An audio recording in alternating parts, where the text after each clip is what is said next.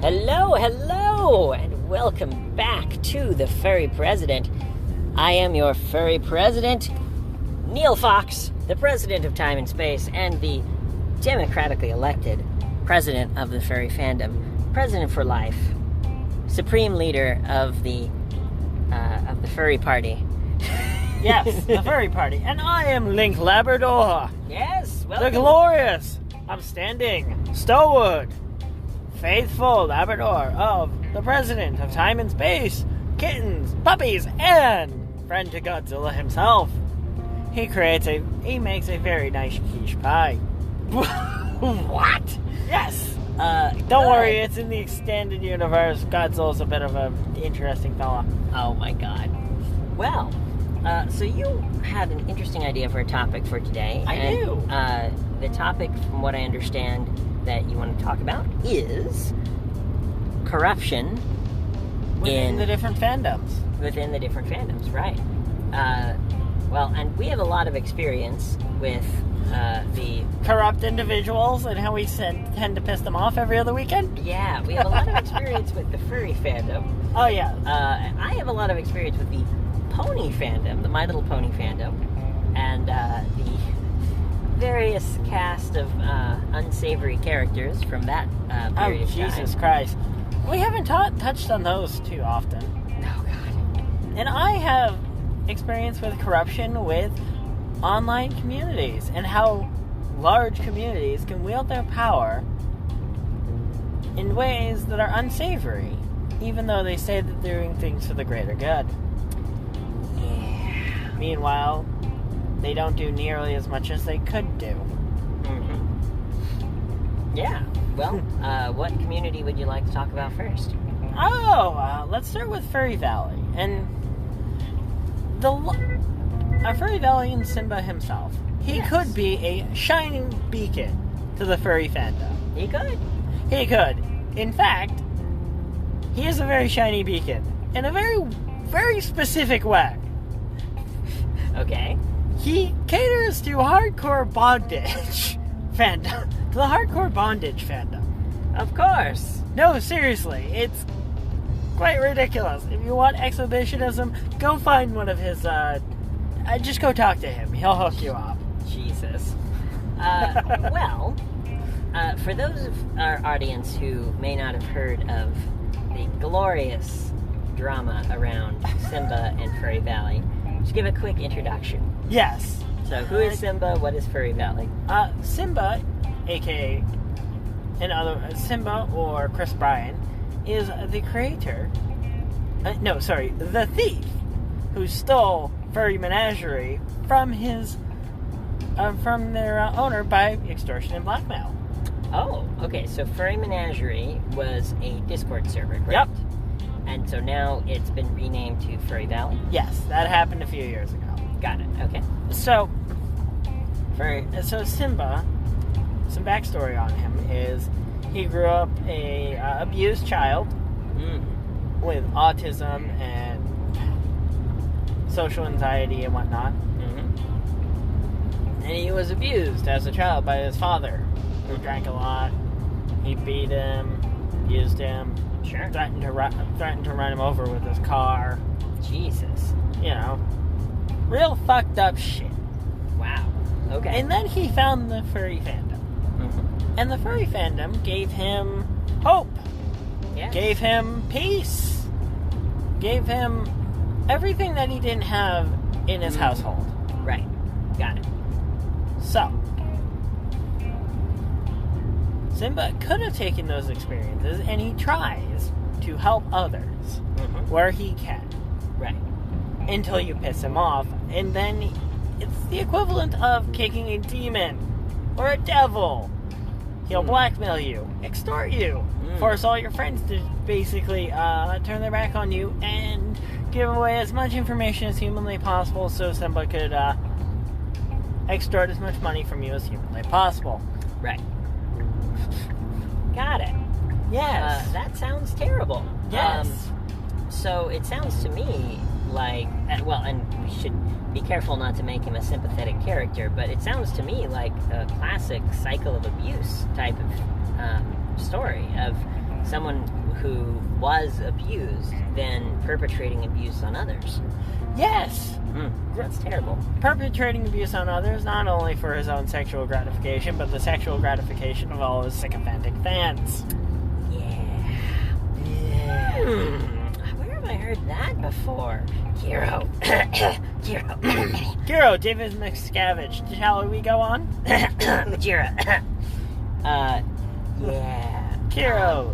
I'm not gonna bother putting the cough in because, quite frankly, sycophantic fans are generally just there to ride the coattails of others. They generally speaking, they don't want to think for themselves. They'd rather be told what to do. That's why in every TV show, there's the bully, and then he has his sycophantic fans and friends that aren't really his friends, but they just kind of hang out with him because they don't want to be bullied, so it's better to stick with the bully. The enemy of my enemy is my friend, and he'll protect me. Well, in the school playground of life, there are many people who are bullies. yes. And I like this analogy because everyone has experienced bullying at some point in their life. Yes. And everyone understands how that feels. Yes. And so, especially people who have been abused, either in a healthy scenario, they are able to learn from that experience and say, I don't want anyone to feel that way. Yes. Or, in a less healthy experience, they take the bully's head and they bash, and they use as much might as possible to bash the bully's face across the locker. The bully no longer fucks with them. Right.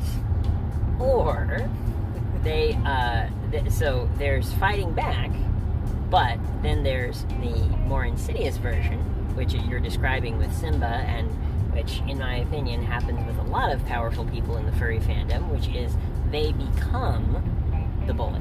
Yes. They become the abuser. Yes. The people who believe, and it sounds like Simba believes this, people who believe that they are untouchable. Well, they're untouchable until they piss off the wrong person that has several million followers. Yeah. Well, and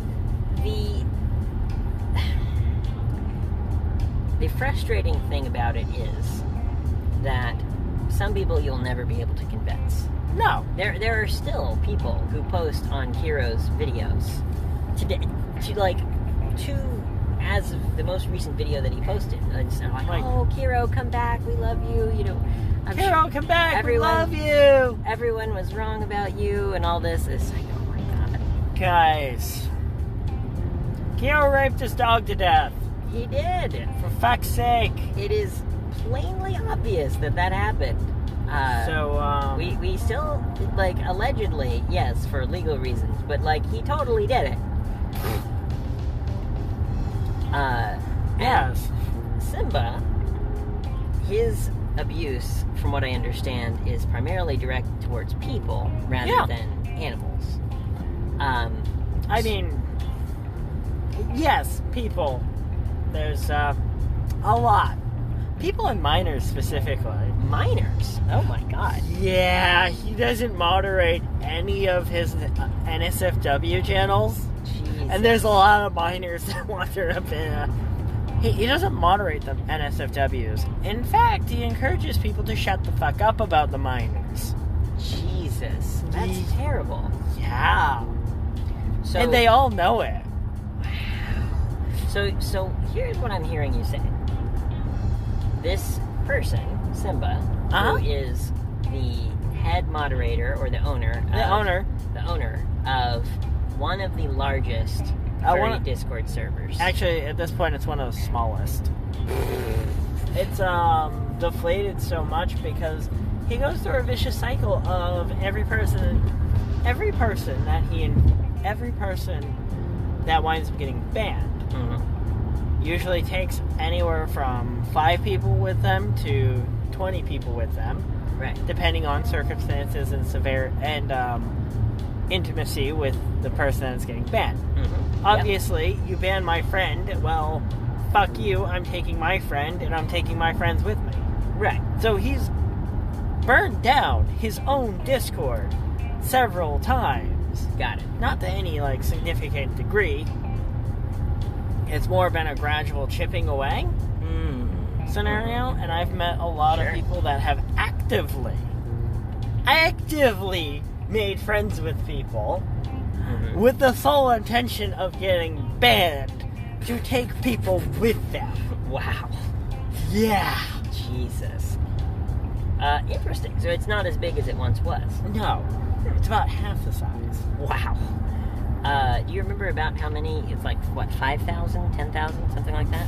It was about 7,000 when I was there, and last I checked, it was 4,000 with 2,000 active or something. Wow. Yeah, that's a lot smaller than it used to be. Yeah. I mean, he's banned most of the fucking people. Jesus. He's banned thousands.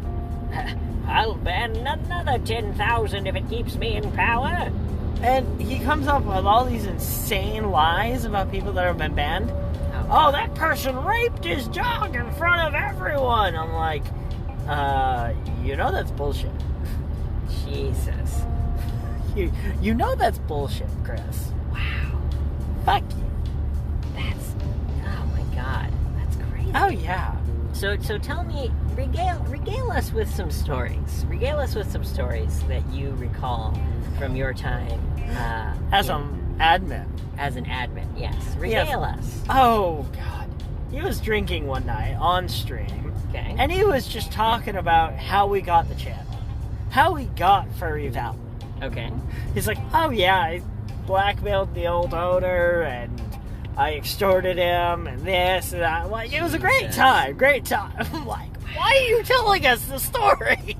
Jesus. And then he's like, oh, we have worry about spies here. Spies. We're going to take you to the secret chat channel, and I'm going to teach you how to protect yourself from spies and hackers. I'm like, wow. You're an idiot. I mean, wow. Thanks. You taught me things to protect myself. Yeah. Turned out to be very useful information. To protect yourself from him. From people like him. Yeah. Well, I pissed him off. And then he's like, come back, be a good puppy. Be a good puppy and come back to us. Do the right thing. Be a good puppy. I'm like, fuck you.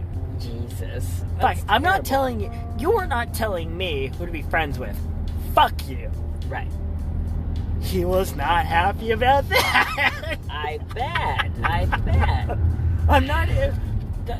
audience. Yes. Audience. Don't tell me who I have to be friends with. Yeah. Because, best case scenario, I'll create a very elaborate plot to defame you and talk about you on various podcasts where we have loads of followers, and I'm going to humiliate you with all your stupid antics. That's the best case scenario. Best case scenario. Jesus. Worst case scenario, well, I'm not going to threaten you. Mm-hmm. Leave me alone. Jesus.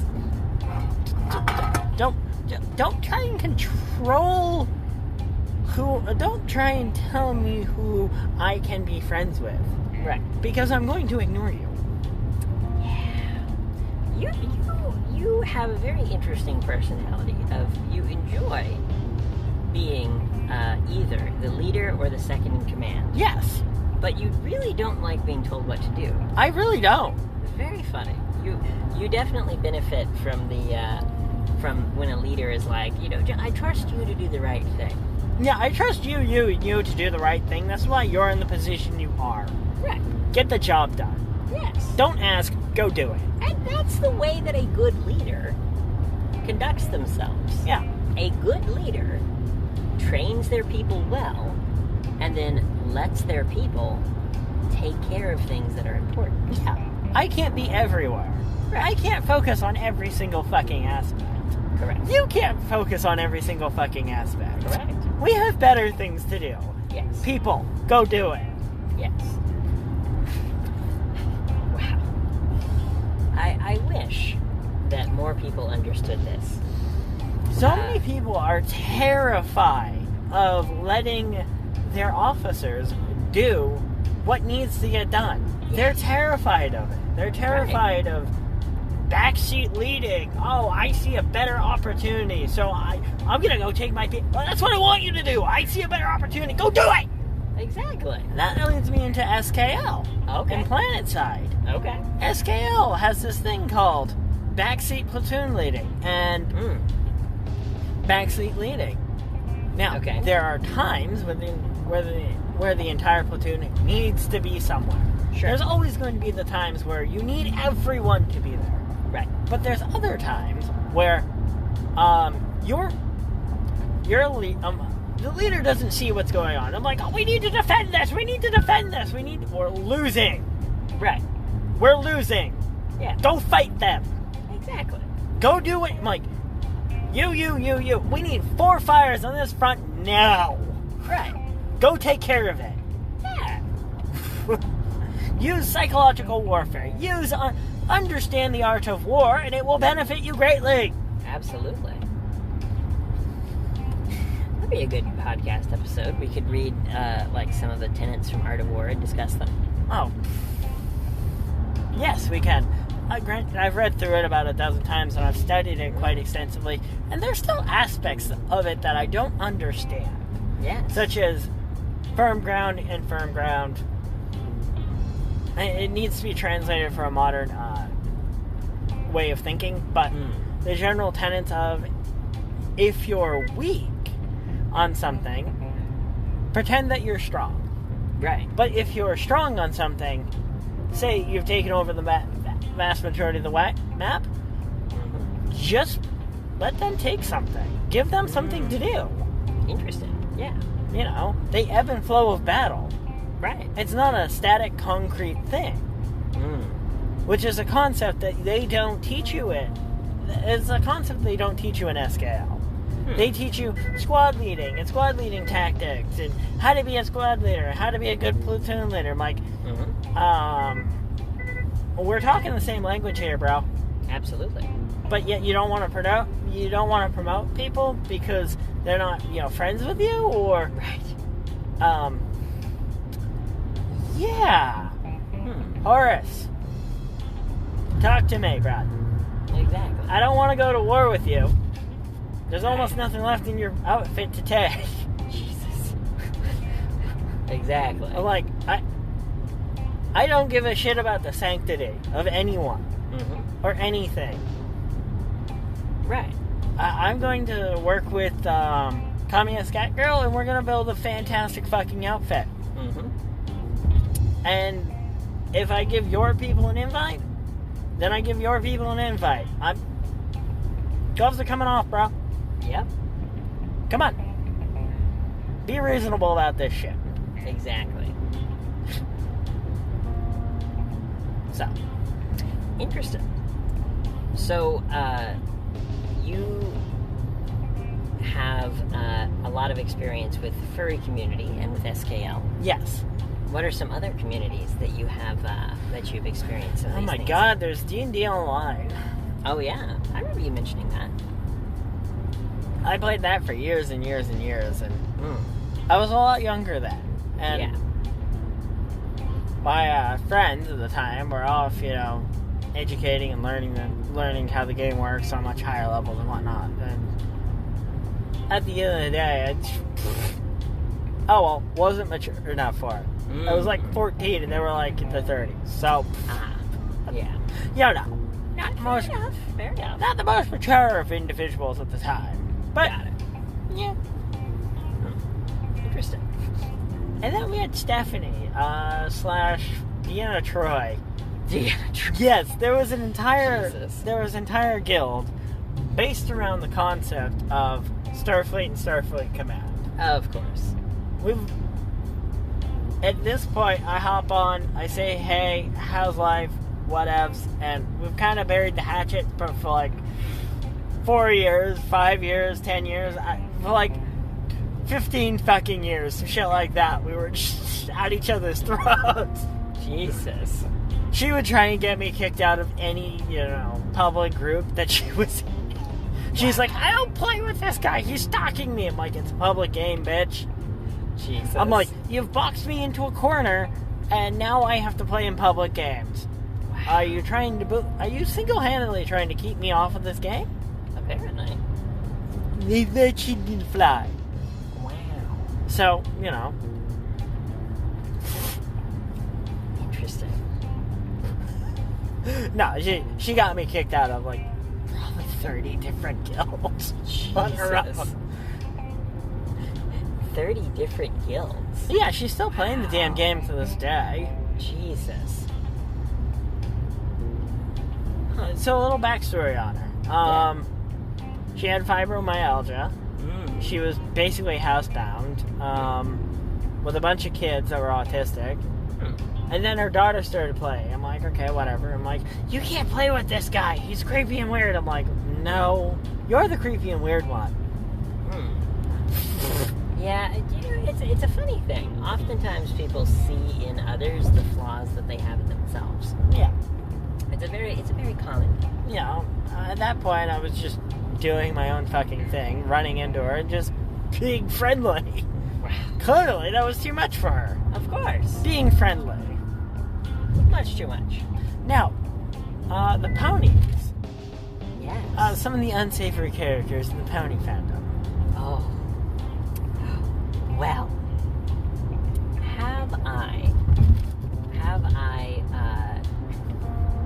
I don't think I've actually told you too many stories about it. You haven't.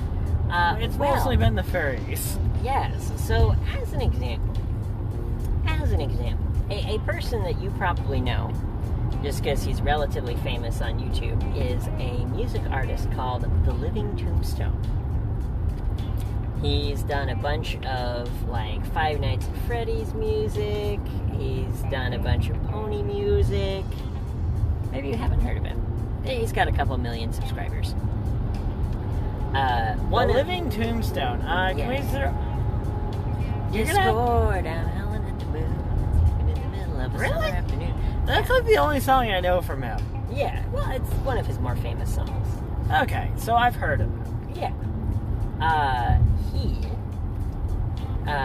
He is well revered in multiple different communities, and in my opinion, he does not deserve it. He's a bit of a cunt? He is a cunt. Oh my god. People, oh my god. There are so many stories that I heard about him of, like, being an ass to people backstage, and, like, I think he's a rock star, obviously. yeah, and it's like, oh my god, like, just be nice to people. Reminds me of the scene from Spinal Tap where the band's pretending to be, like, heavy metal rockers. Mm-hmm. They're like, I don't like these jelly beans. Like, you're glam rockers, come on. Jesus. Chill. Yeah. And unfortunately, a couple of the people who actually worked on the pony show, Yeah? including the voice of Big Macintosh and the voice of Twilight Sparkle, Kara Strong, and the voice of Discord, John Delancey, Oh, Jesus. are all widely known by the security staff and the conventions to just be dicks. Wait, to Tara people. Strong's a dick? Oh, yeah. Makes sense. And it's so frustrating when, I knew John Delancey was a dick. oh, yeah. Twilight Sparkle? Oh, yeah. Who is she again? Tara Strong. Okay. So we have John Delancey, Tara Strong. What were the other ones? The voice of Big Macintosh. What is his name? I'm sure I could look it up, but the One of the only boy ponies in the entire universe. yes, and they were Plenty of clopping. consummate professionals, so they would go out on stage and be nice on the panels and all this, and then like talk shit about people behind their back and be. We don't talk shit about people behind their back. We do it on a podcast in front of everyone. Yeah, okay. There is a big difference between just being a shitty person and trying to, do journalism about a person. Yeah. And, there's a big difference between saying, okay, here are the facts about this person. Yep. Versus, that person is a jerk. And that person, and talking about them behind their back. That person is a complete slut. Yeah. It's, when... John Delancey, I'm pretty sure you're just projecting. No one's a dick to you. Chill. Right. Well, and it's sad because the power goes to these people's heads. Yeah. And the pony fandom had it real bad for a while, where people would get 10,000 subscribers on YouTube and then just stop talking to anybody who was not part of the inner circle. 10,000 subscribers. I'm so powerful. Yes. I have so many subscribers. I am royalty now. You kiss my feet, peasants. Right. Well, and the problem is Fuck that off. you have the sycophantic fans, similar to a Simba or a Majira or a Kiro. You have the people enabling the bad behavior. Yes. And so this is, again, this is my whole soapbox for this thing. It's like, don't enable bad behavior. No! The fact that fandoms do it so frequently is something that I would like to change. People need to learn how to interact with each other in a kind and compassionate way. And there is a way to do it. There is. It's not that hard. No, it isn't. Stop with the blackmail. Start there. Yeah. And oh my god. And another thing that just drives me up the wall, it's so frustrating, is when people will be like, oh, well, this person is successful, so I'm going to try to stab them in the back. And it's like, what are you talking about? We all benefit when everyone succeeds. Yes. I'm not trying to stab anyone in the back. Neither am I. It'd be way too easy. I want everyone to be successful.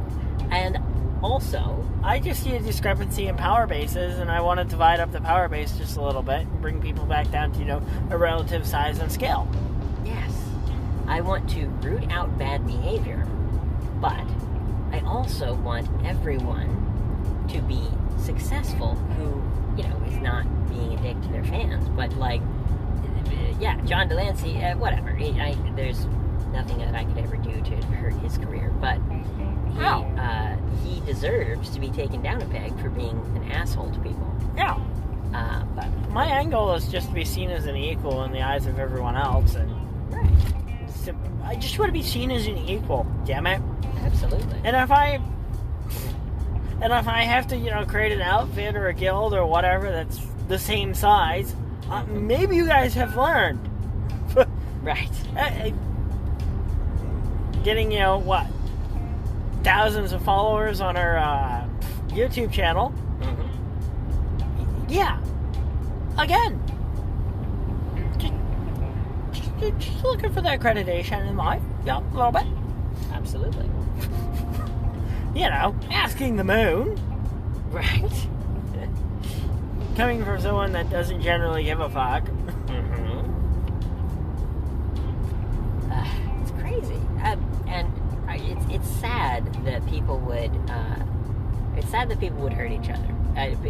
Everyone would benefit if we just all got along. Yes. But oh well. Indeed. Our goals are mutual. Our goals are mutual. We only want to bring down the entirety of the financial system in the United States of America and simultaneously get rid of, eliminate billionaires in general. But hey. Yeah, because people are predatory, and banks are predatory. Yes! It's terrible. It is! People should not be oppressed by institutions. People should be encouraged by institutions. Was to that be a their no best selves. trespassing sign bolted on a tree in the middle of fucking nowhere? Sure. I'm sure someone wants to trespass on your farm, sir. I don't know. We're in the middle of nowhere! It's true. What is this no trespassing sign doing out here? I don't know. Well, another interesting episode about furry fandom and about the many, many issues that we see in it. Yes, many issues. Simba, give us a call. Madeira, give us a call. Absolutely. Horace, I'll be giving you a call at some point soon. Sounds good. All right. Well, if you enjoyed the episode, please give it a like. Subscribe on your favorite platform like Spotify, YouTube, Apple Podcasts, that kind of thing. And thank you so much for listening.